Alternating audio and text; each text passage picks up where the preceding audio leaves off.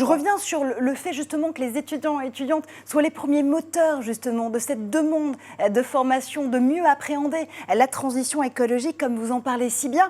Les derniers à l'avoir fait, ce sont les élèves de la haute fonction publique, notamment quand il était question de préparer les futurs cursus de l'Institut national du service public, l'INSP, qui vient de remplacer l'ENA. De leur propre aveu, ils disaient qu'ils étaient appelés à occuper des postes clés pour atteindre les objectifs environnementaux de la France, de leur pays, mais qu'ils sont insuffisamment préparés en la matière.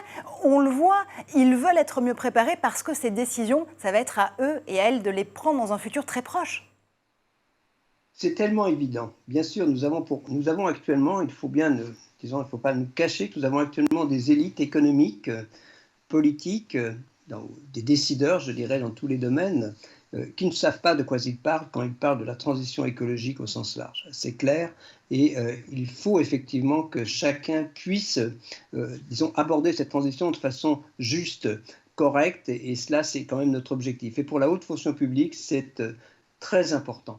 Bien sûr, j'ai moi-même donné d'ailleurs des conférences à l'INSP, disons, il y a l'antenne parisienne il y a quelques semaines, donc je sais, j'ai eu l'occasion de rencontrer bien sûr cette ancienne ENA, voilà, donc d'en discuter, et il y a vraiment une demande, et il y a eu, je crois aussi, une tribune de ces hauts fonctionnaires qui a été extrêmement importante.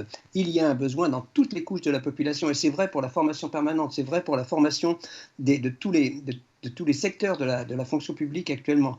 Donc c'est tout cela. Si on veut réussir cette transition, et je crois que nous le souhaitons collectivement, il le faut, cette transition, ou nous la réussirons, ou nous la subirons. Hein, c'est très clair, si nous ne faisons rien, il y aura des conséquences importantes dans tous les domaines que j'ai mentionnés, environnementaux, sociétaux, bien sûr sur les problèmes climatiques, mais aussi sur les problèmes de biodiversité. Tout ça est important, et ou nous la réussissons collectivement, et la formation est importante, ou nous la subissons. C'est bien clair, donc il faut vraiment, je dirais, s'y engouffrer. C'est ce à quoi j'invite tous les jeunes, et puis tous ceux qui sont concernés à le faire.